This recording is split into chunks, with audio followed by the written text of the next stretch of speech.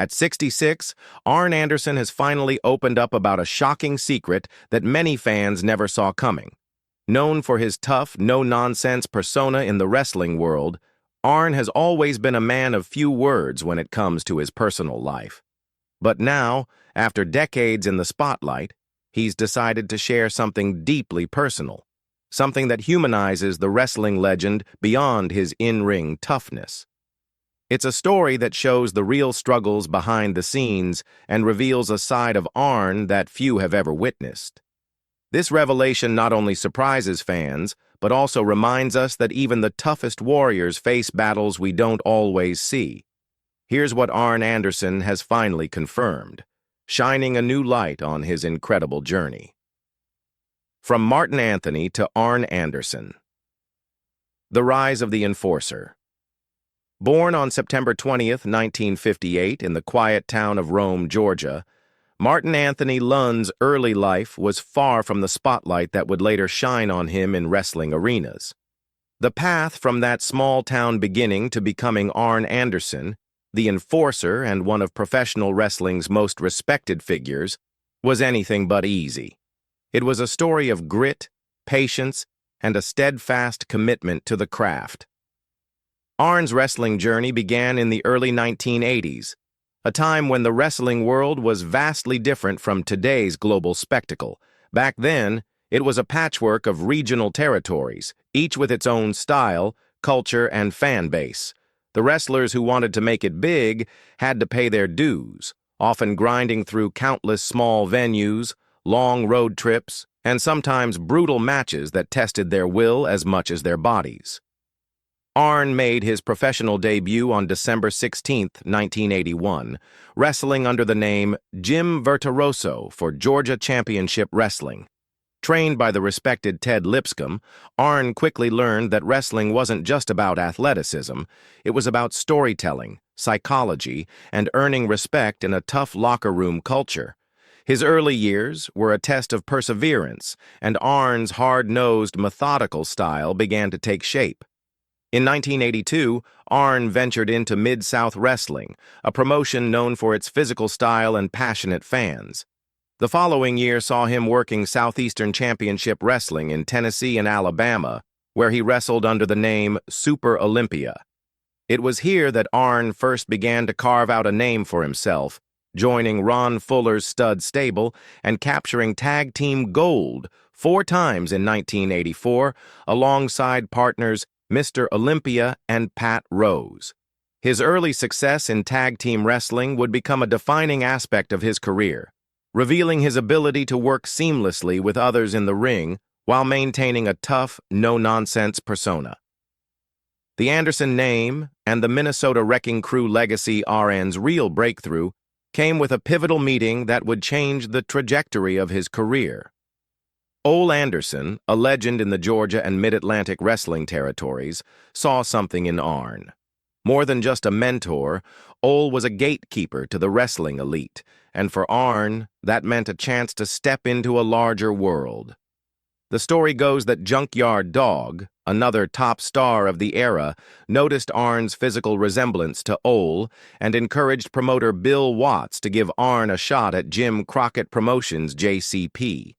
It was here that Martin Lund became Arn Anderson, not just a name change, but a full-fledged wrestling persona deeply rooted in wrestling history. Arn Anderson was crafted as an extension of the Anderson family legacy, not just in looks, but in attitude and ring psychology. He wasn't a mere imitation. He was a continuation of the toughness and discipline Ole embodied. Together, Arn and Ole revived the Minnesota Wrecking Crew, one of wrestling's most feared and respected tag teams. Stepping into the role once held by Gene Anderson, Arn quickly made the partnership his own. Their chemistry was undeniable. In March 1985, Arn and Ole captured the NWA National Tag Team Championship, and they defended it with fierce intensity. One of their standout moments came at Starrcade 1985, where they triumphed over Wahoo McDaniel and Billy Jack Haynes, proving that Arn was more than ready to carry the legacy forward. The Four Horsemen. Wrestling's most dominant faction. Late 1985 marked the beginning of a new era with the formation of the Four Horsemen, a faction that would go down as one of wrestling's most dominant and influential groups. Alongside Ric Flair, Tully Blanchard, and Ole Anderson, Arn Anderson became a cornerstone of this legendary stable.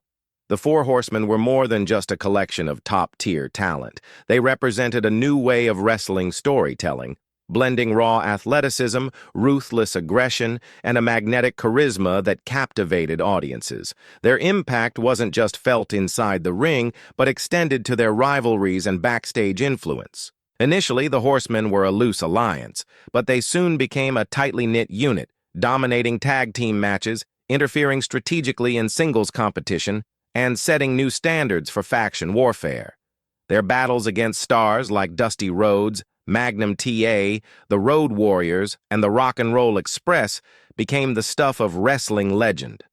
Arn was often seen as the enforcer of the group, a steady, reliable force who brought an unmatched toughness and technical skill. But he was far from a tag team specialist only. On January 4, 1986, Arn captured the NWA Television Championship, a title he wore with pride and often referred to as his world title. Holding both tag team and singles titles demonstrated Arn's versatility and his value to the promotion. Wrestling philosophy and the old school versus new school divide. Arn Anderson's wrestling philosophy is deeply rooted in the old school approach, a style that values match psychology, storytelling, and the subtle details that make wrestling feel authentic and engaging. For Arn, every move, pause, and facial expression isn't just action. It's a vital part of a carefully crafted narrative. His commitment to these fundamentals earned him immense respect, both as a wrestler and later as a producer and mentor, where he emphasized the importance of pacing and ring awareness to younger talent. This old-school mindset sometimes clashed with the newer generation of wrestlers who often prioritized high-impact moves, athleticism, or emotionally charged storylines.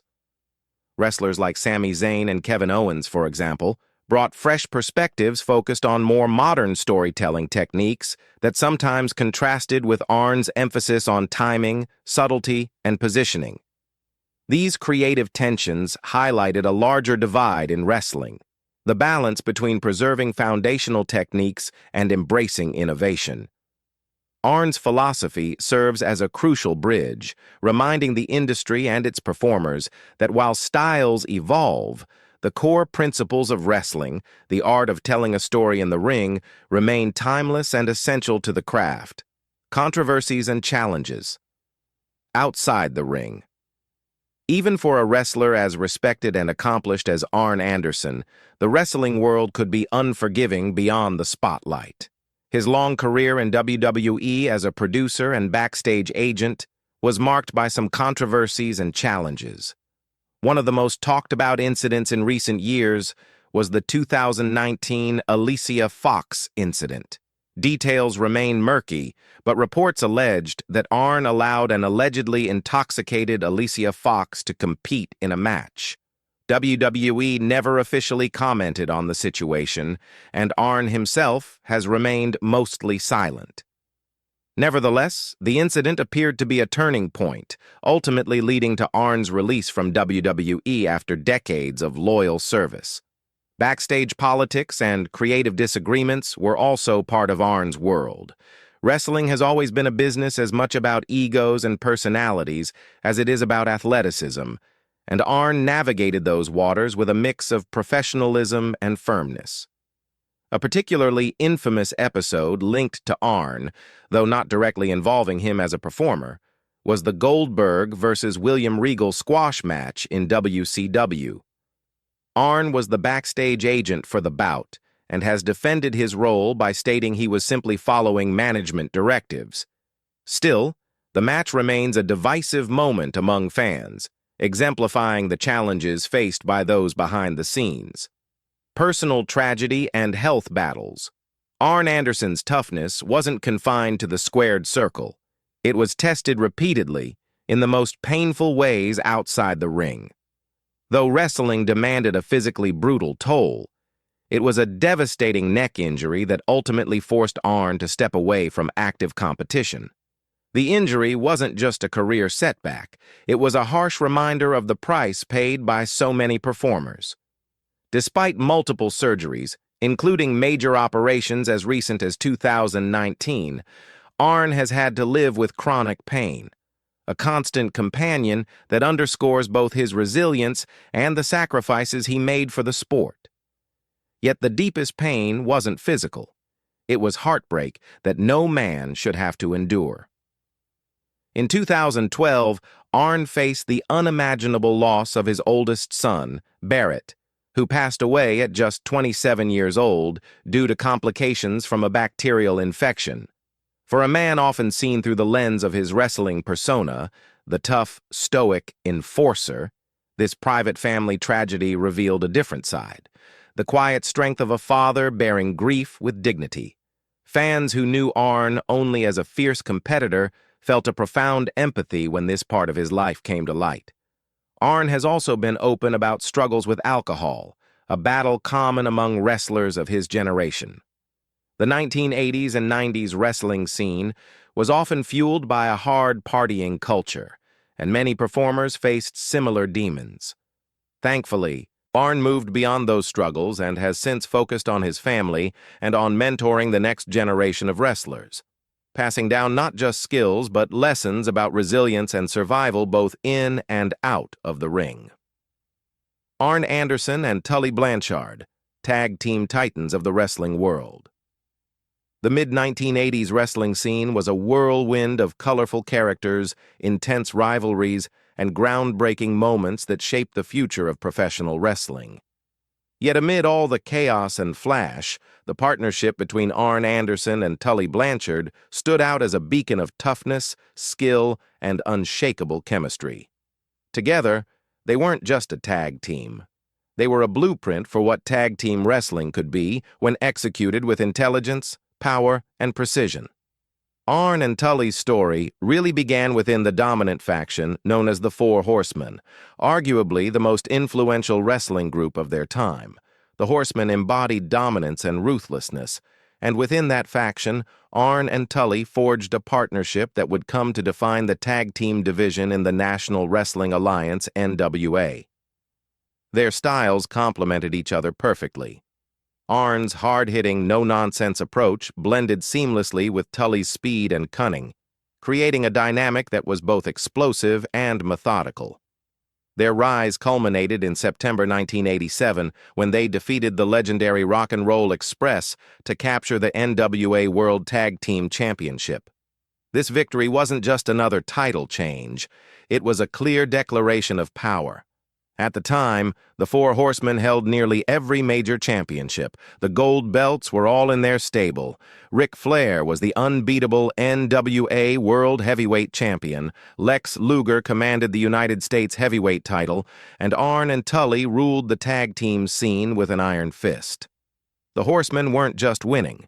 They were redefining what dominance looked like in professional wrestling. Friction and fallout. The end of an era. But wrestling, like any good drama, thrives on conflict and change. By late 1987, the cracks within the Four Horsemen began to show. Lex Luger, once a loyal horseman, became disillusioned with the group's ruthless tactics and internal power struggles. His growing frustration boiled over, leading him to break away, sparking a bitter and highly personal feud, especially against Ric Flair. This split injected new energy and tension into the NWA landscape as old alliances crumbled and new rivalries took root. In early 1988, Luger joined forces with Barry Windham, forming a fresh and dangerous tag team that challenged the Horsemen's grip on the tag division. The tension reached a boiling point on March 27, 1988, when Luger and Windham shocked the wrestling world by defeating Arn and Tully to win the NWA World Tag Team Championship. This loss wasn't just a blip, it symbolized a fracture in the Horsemen's seemingly invincible armor and set the stage for one of wrestling's classic betrayals. The story took a dramatic twist when Barry Windham, in a move that epitomized the ever-shifting loyalties of wrestling storylines, turned on Luger and joined the Four Horsemen. This betrayal gave Arn and Tully the perfect opening to regain the titles, reasserting their faction's dominance and proving that in wrestling, alliances can turn on a dime, and power is always up for grabs. The Brainbusters, reinventing tag team wrestling in WWF. In the WWF, Arn Anderson and Tully Blanchard underwent a significant reinvention. Under the management of Bobby "The Brain" Heenan, they became known as the Brainbusters, a cerebral and ruthless tag team that contrasted sharply with many of the WWF's more flamboyant characters. Rather than relying on flashy antics or wild theatrics, the Brainbusters emphasized technical skill, ring psychology, and relentless aggression. Their style was a breath of fresh air for WWF fans who appreciated in-ring storytelling and strategy. Arn's precise, methodical offense combined with Tully's speed and cunning made the Brainbusters an intimidating force in the tag division. They were methodical, smart, and efficient, always seeming to be one step ahead of their opponents. Their crowning achievement came in 1989 when they dethroned Demolition, ending the latter's record-breaking 478-day reign as WWF Tag Team Champions. This victory was a seismic moment in the tag team world. Demolition had been the WWF's dominant team for over a year and a half, and the Brainbusters' win not only disrupted that reign, but also cemented their own legacy as one of the era's elite tag teams. Though their reign as champions eventually came to an end when Demolition reclaimed the titles, the Brainbusters left an indelible mark. They proved that tag team wrestling could be more than just spectacle. It could be a showcase of skill, strategy, and partnership. Returning home, Arn Anderson's resurgence in WCW. By the close of the 1980s, Arn Anderson was at a crossroads in his career. After a successful yet turbulent stint in the WWF, the pull of familiar territory proved too strong to resist. In 1989, he made the pivotal decision to leave the World Wrestling Federation and return to World Championship Wrestling, WCW, a promotion that was then evolving under the ownership of media titan Ted Turner. WCW was in the middle of reshaping its identity, eager to expand its roster and assert itself as a wrestling powerhouse. Arn's homecoming was a welcome boost for the company, bringing with it a blend of veteran leadership and undeniable in-ring talent. Arn quickly re-established himself as a cornerstone of the promotion. The reunion with Ric Flair and the legendary Four Horsemen wasn't just a nostalgic trip down memory lane. It was a powerful resurgence. The Four Horsemen were, after all, one of the most influential factions in wrestling history, and Arn's return helped rekindle that legacy. In 1990, Arn captured the NWA World Television Championship, a belt he held for much of the year before recapturing it again in 1991. This title wasn't just another accolade, it became a symbol of his consistency and reliability in the ring. Whether working tag matches or singles competition, Arn proved time and again that he was a versatile performer who could elevate any situation. His wrestling style, hard-hitting, intelligent, and grounded in classic psychology, stood out as WCW sought to balance spectacle with substance. The Enforcers and the Dangerous Alliance, masters of tag team wrestling, Arn's tag team expertise blossomed further in 1991 when he joined forces with Larry Sweeney Briscoe to form the Enforcers. The duo combined raw physicality with sharp tactical intelligence, a perfect mix that made them a formidable pair in the tag division. Their chemistry was evident as they captured the WCW World Tag Team Championship, adding another prestigious chapter to Arn's already storied tag team legacy. Arn's ability to work seamlessly with partners was no accident. He understood tag team wrestling not just as a contest of strength, but as a complex narrative played out between four wrestlers inside the ring. This understanding made the Enforcers a dominant presence, But Arn's journey didn't stop there. Soon after, he became a key member of the Dangerous Alliance, a faction masterminded by Paul E. Dangerously, later better known as Paul Heyman. This group was a collection of some of the era's most gifted wrestlers, including the talented Bobby Eaton. Together, they controlled the tag team scene with a blend of skill, cunning, and ruthless aggression. The Dangerous Alliance thrived on precision and storytelling, qualities Arn embodied perfectly. His presence in the faction further cemented his reputation as one of the all-time great tag team specialists, capable of lifting both his partners and the storylines they were involved in to new heights. For Arn, it was always about more than just winning belts. It was about making every match tell a compelling story, one that would resonate with fans long after the final bell. The Four Horsemen reboot and final runs. By 1993, the Four Horsemen legacy was ready for a reboot. Arn once again teamed up with Ric Flair, determined to revive the magic that had made the group so legendary. They brought in Paul Roma, aiming to inject fresh energy into the faction. While this new lineup never reached the heights of the original Horsemen, it did achieve notable success, including Arn and Roma capturing the WCW World Tag Team Championship. Still, the wrestling landscape was shifting. Injuries, roster changes, and evolving storylines gradually eroded the faction's dominance, and the Horsemen would eventually dissolve. For Arn, the mid-1990s meant adapting to new roles and rivalries. In 1994, he aligned himself with Colin Parker's Stud Stable, diving into some of the era's most memorable feuds, especially against Dusty and Dustin Rhodes. During this time, Arn recaptured the television championship once more, holding the title for over 6 months.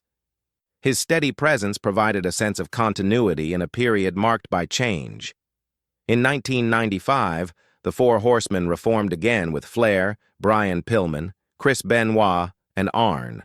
Although this version of the group had its moments, Arn's body was beginning to feel the accumulated toll of years in the ring. The physical demands of professional wrestling, especially the intense, hard-hitting style Arn was known for, had caught up with him. By the end of 1996, Arn was stepping back from frequent competition. Behind the scenes, mentor, coach, and WWE career. Arn Anderson's retirement from active competition didn't mean leaving wrestling behind. Far from it.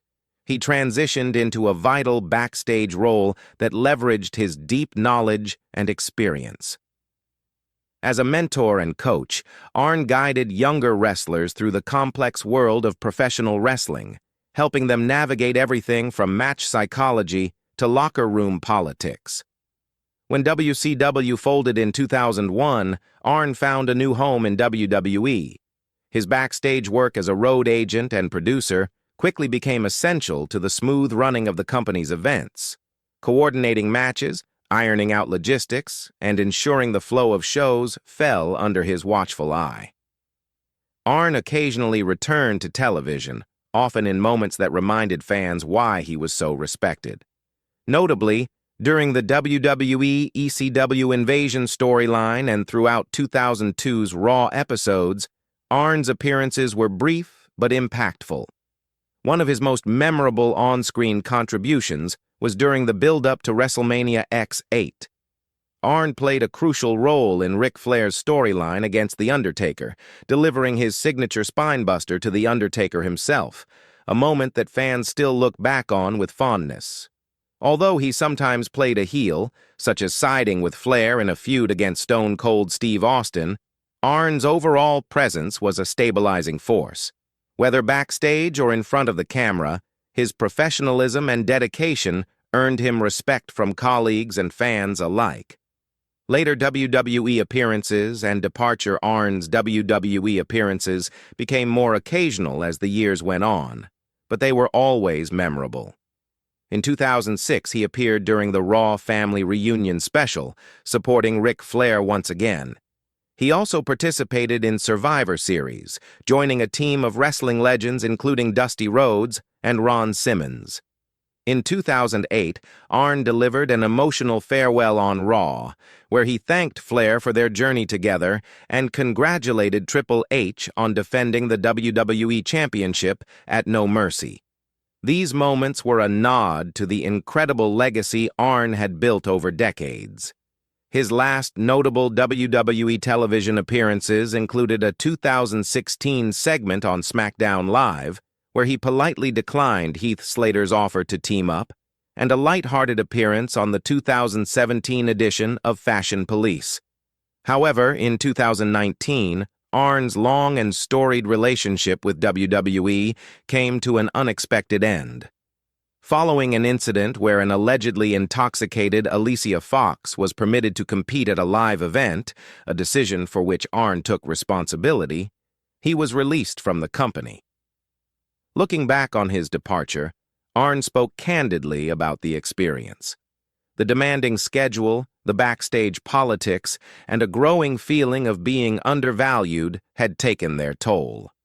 It was a tough way to end a career marked by loyalty and dedication, but Arn faced it with the same resilience and honesty that had defined him throughout his life. New beginnings, Arn Anderson in AEW. Arn's relationship with wrestling wasn't over after his retirement from active competition. In August 2019, he made a stunning surprise appearance at AEW's inaugural All Out pay-per-view, stepping into the spotlight to assist Cody Rhodes during his match against Shawn Spears. This unexpected return thrilled longtime fans and introduced Arn to a whole new generation. It was clear that even in a changing wrestling landscape, Arn's presence carried significant weight.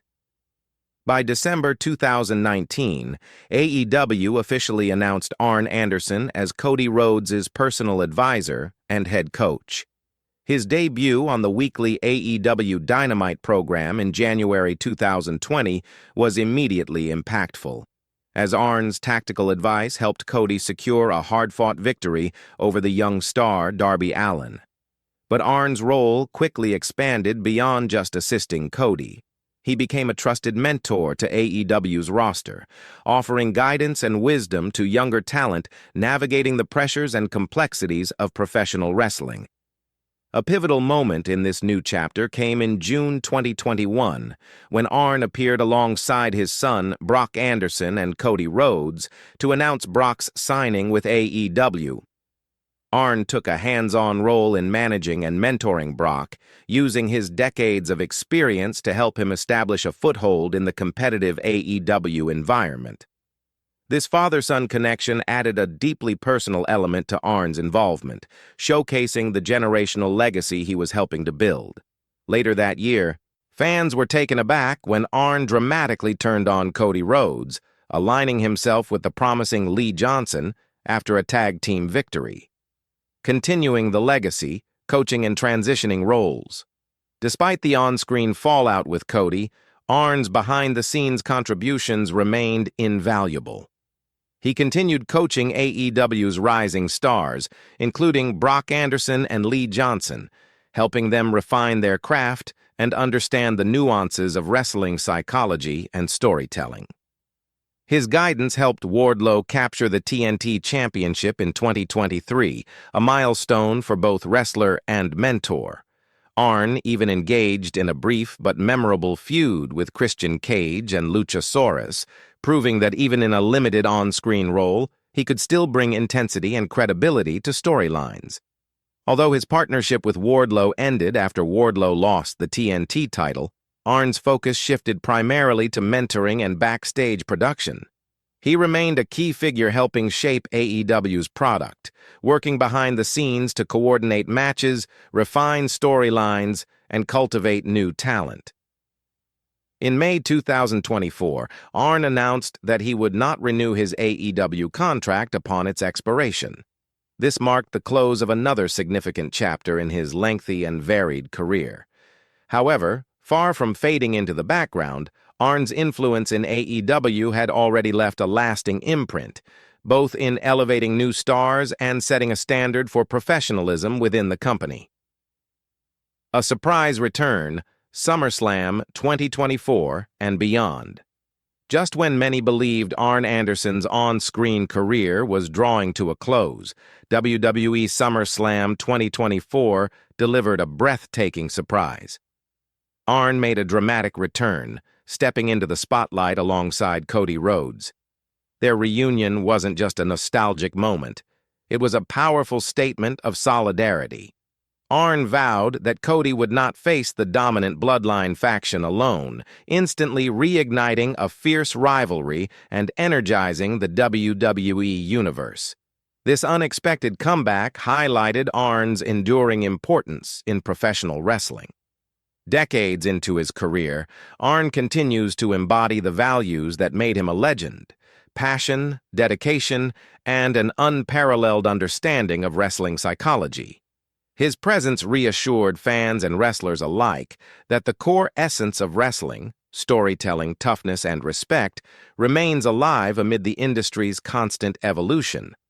Arn's ability to seamlessly blend old-school fundamentals with today's dynamic wrestling environment proves his timeless relevance.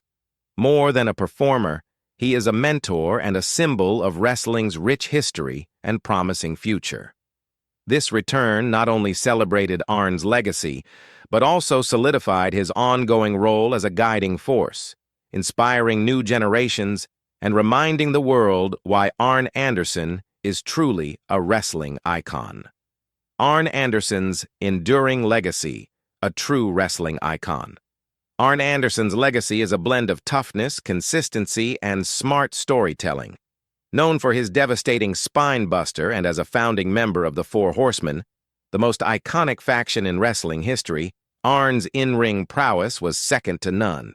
He was equally adept as a beloved fan favorite or a cold, calculating villain, showcasing a rare versatility. Beyond his accomplishments in the ring, Arn's greatest contribution may well be his work as a mentor and coach. His commitment to teaching wrestling's fundamentals, the art of timing, psychology, and narrative, has shaped multiple generations of performers. He has been a steady hand behind the scenes, helping to refine matches and guide young talent through the challenges of this demanding profession. Arn's story isn't simply about championships or memorable rivalries. It is about dedication, resilience, and the enduring power of mentorship. Whether leading the Four Horsemen, reinventing himself in AEW, or returning to WWE's grandest stage, Arn Anderson remains a cornerstone of wrestling history, an icon whose influence transcends eras and continues to define what it means to be a professional wrestler. His journey stands as a testament to the idea that greatness in wrestling is not just measured in victories, but in the legacy one leaves behind, a legacy Arn Anderson has built with unmatched integrity and passion. Thank you for watching. Please subscribe for more valuable updates.